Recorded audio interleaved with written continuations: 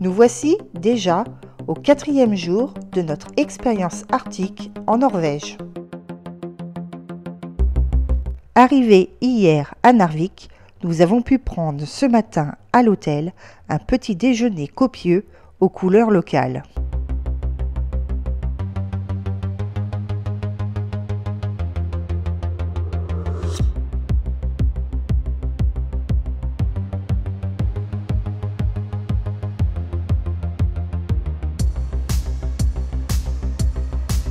Notre premier arrêt sera sur un chemin de mémoire.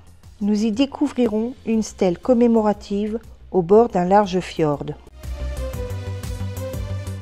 En avril 1940, Paris et Londres décidèrent d'envoyer un corps expéditionnaire en Norvège afin de couper l'approvisionnement de l'Allemagne en minerais de fer suédois, lequel transitait par le port de Narvik. La France déploya en Norvège une force navale, la Force Z, ainsi qu'une brigade de chasseurs alpins renforcée par les légionnaires de la 13e demi-brigade de marche de la Légion étrangère, ainsi que des éléments polonais. Cette opération franco-britannique fut un succès qui ne put être exploité. En effet, avec le début de l'offensive allemande à l'ouest, l'ordre fut donné d'évacuer le corps expéditionnaire et d'abandonner le port de Narvik. Les 122 hommes perdus au cours de l'opération reposent aujourd'hui dans le carré français du cimetière de Narvik. La stèle mémoriale a été inaugurée par le général Bétoir le 11 juillet 1954. Elle est présentée, par ailleurs, érigée à l'endroit même où débarquèrent de vives forces des éléments français le 28 mai 1940.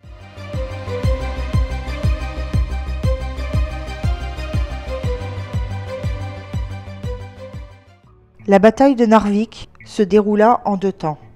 D'abord en mer, avec le lieu de débarquement que nous venons de quitter, puis sur le sol norvégien, ce qui fait que les historiens parlent parfois des batailles de Narvik, afin de distinguer ces 2 temps. Le corps expéditionnaire français envoyé combattre en Norvège est en grande partie constitué de troupes de montagne, rodées par l'expérience acquise dans les Alpes et placé sous le commandement d'un spécialiste de la guerre en milieu montagneux. La campagne de Norvège se révélera pourtant âpre et difficile pour les soldats.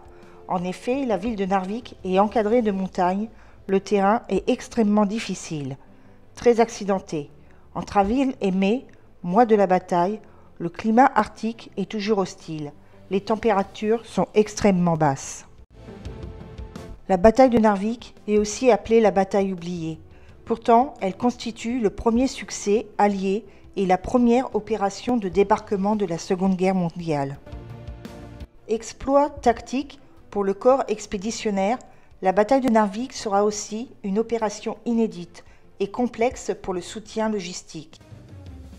À court préavis, il est demandé à l'intendance de concevoir, tester et commander un large éventail de nouveaux équipements adaptés aux très basses températures, pour tous ces soldats qui seront engagés sans délai et dans des conditions très hostiles.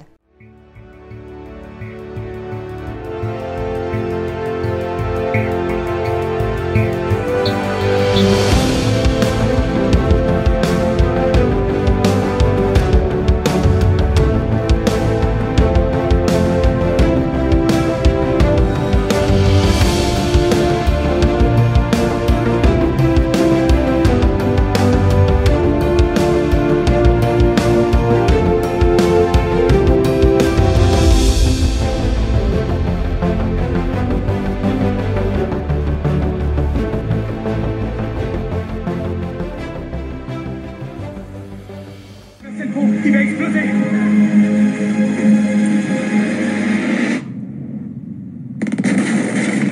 Faites sauter ce pont. On dégage.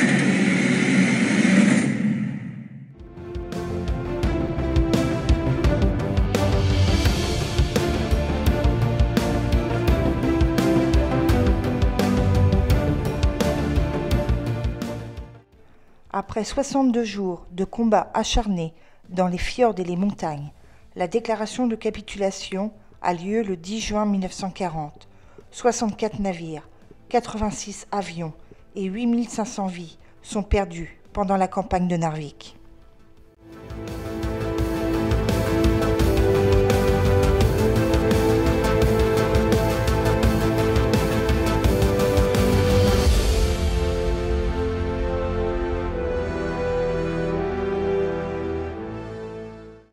Nous retournons à notre car et nous arrivons à notre prochaine destination, le Polar Park.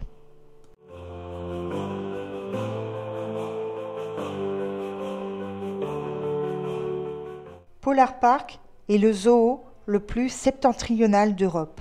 Ne vous attendez pas à voir beaucoup d'animaux, qui plus est de près. En effet, Polar Park regroupe quelques espaces des régions nordiques et polaires, dans de très vastes enclos. Et c'est clairement dans l'intérêt des animaux.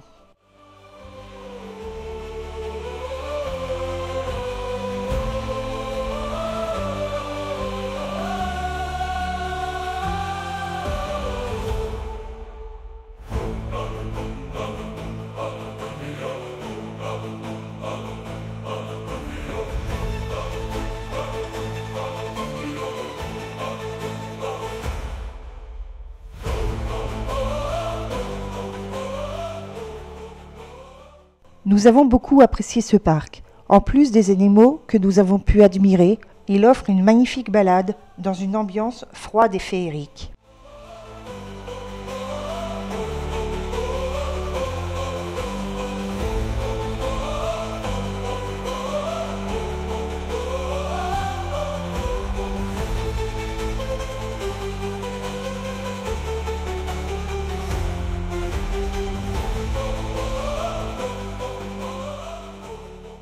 Après cette splendide visite, nous déjeunons à l'auberge du parc.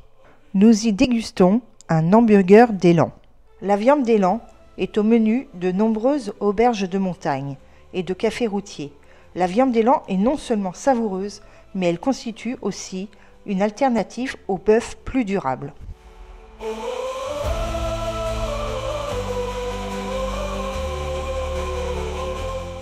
Nous voici à présent repartis sur la route, direction la ville de Tromsø, appelée aussi le Paris du Nord.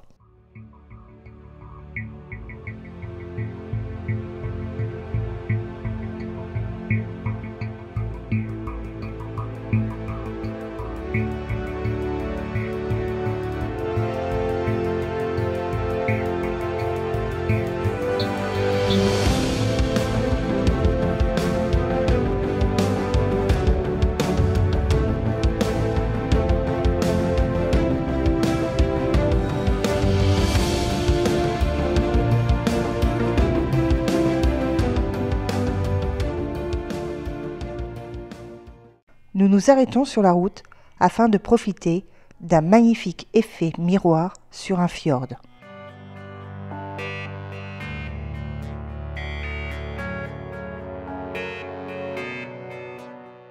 Il existe plus de 1000 fjords en Norvège, tout au long de la côte, ceux qui sont, pour ainsi dire, l'emblème de la Norvège. Les fjords sont des vallées glaciaires, inondées, étroites et très profondes, localisées sur un littoral maritime.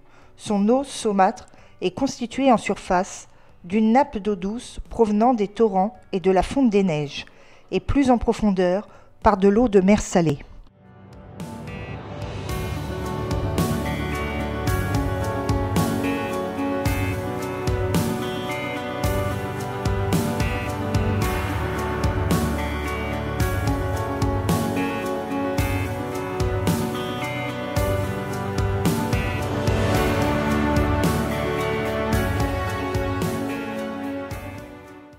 Fjord est un mot norvégien connu dans le monde entier. Il s'agit d'un terme issu du vieux norrois, la langue des Vikings, qui signifie « endroit que l'on traverse ».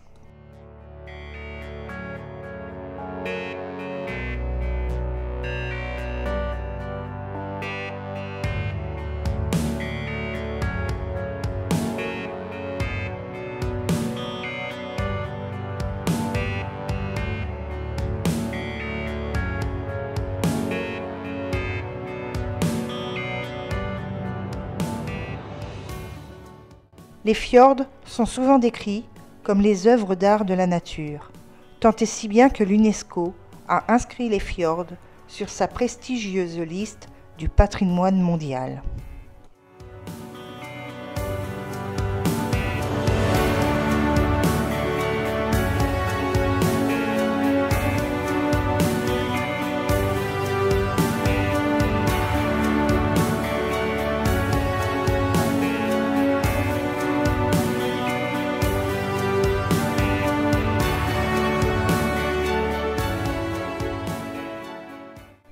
Temps de pause fini avec ce merveilleux panorama, on retourne vers notre car et on reprend la route vers Tromsø.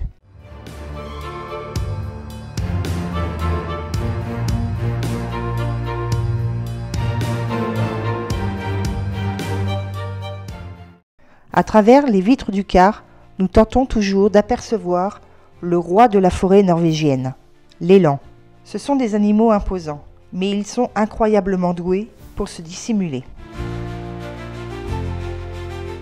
Dès notre arrivée à Tromsø, nous allons directement admirer la majestueuse œuvre architecturale qui a su capter le cœur des visiteurs du monde entier, la cathédrale arctique.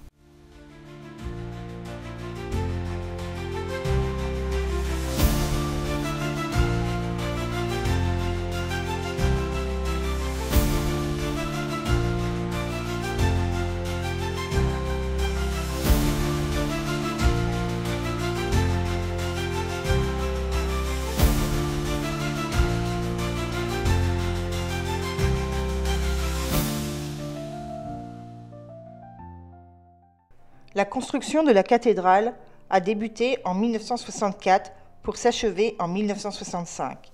La vision de l'architecte était de capturer l'essence des paysages arctiques dans le design de la cathédrale, en s'inspirant des montagnes environnantes et des icebergs. Elle est vite devenue le monument emblématique de la ville.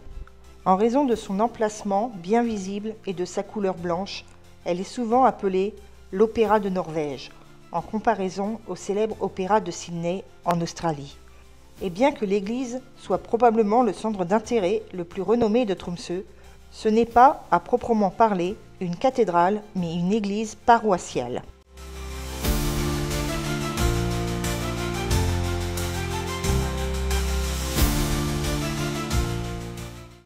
Capitale du Nord, Tromsø est située à 350 km au nord du cercle polaire arctique, et c'est le plus grand centre urbain de la Norvège du Nord.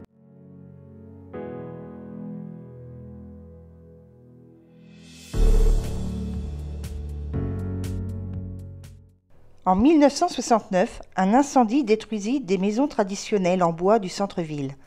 Il en est resté assez pour que soit préservé en partie le cachet du XIXe siècle.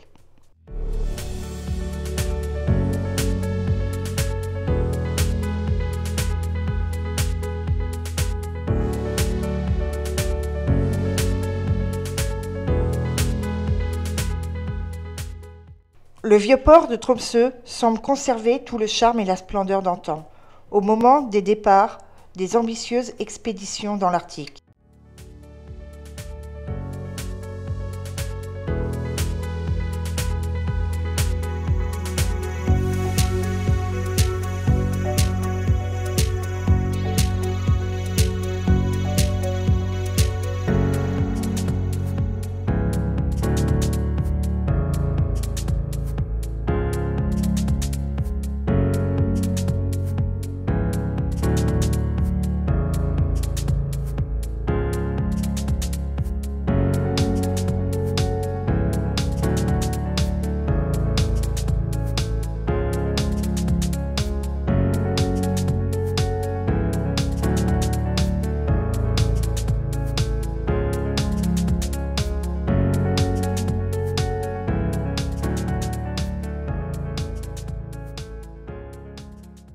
Depuis plusieurs siècles, l'exploration polaire fait rêver.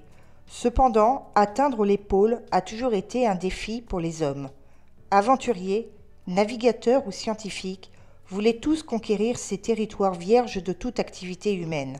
Ils se lançaient dans l'inconnu, à la conquête de terres gelées, parfois sans préparation, aux conditions extrêmes qui les attendaient.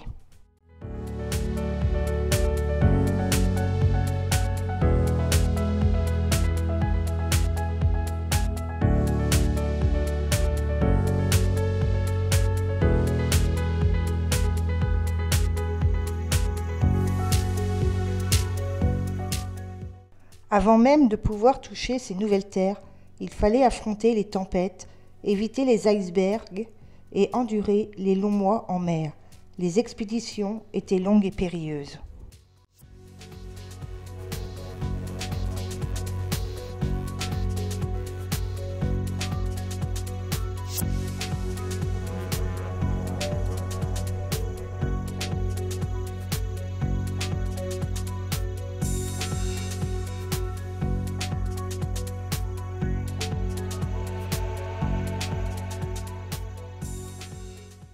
Au fil du temps, les vieux entrepôts en bois, méticuleusement restaurés et décorés avec des peintures colorées, ont complètement changé, afin de devenir des hôtels de charme, des restaurants et des bars animés.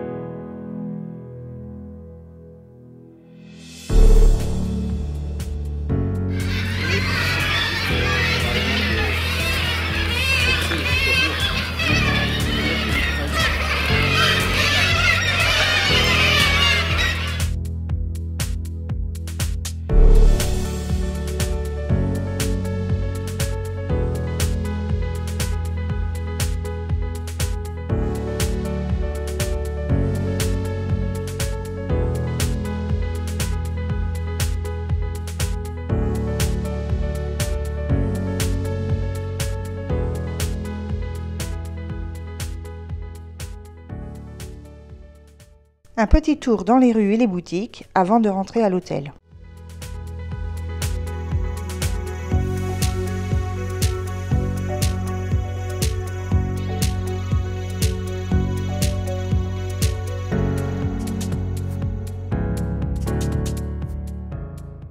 Dans des vitrines de boutiques sont exposés de grands ours polaires.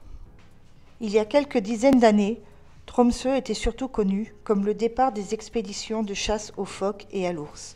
La vente de peaux faisait vivre de très nombreuses familles.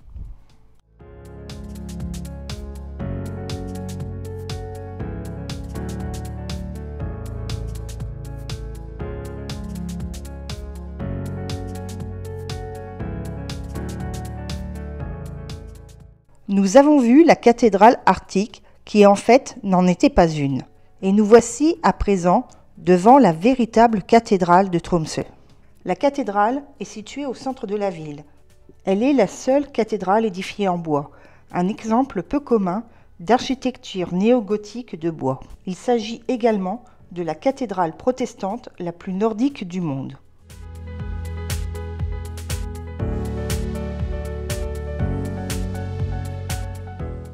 Nous prenons la direction de notre hôtel. Une fois reposés et repus, à la nuit tombée, nous repartirons à la découverte de ce merveilleux spectacle que sont les aurores boréales.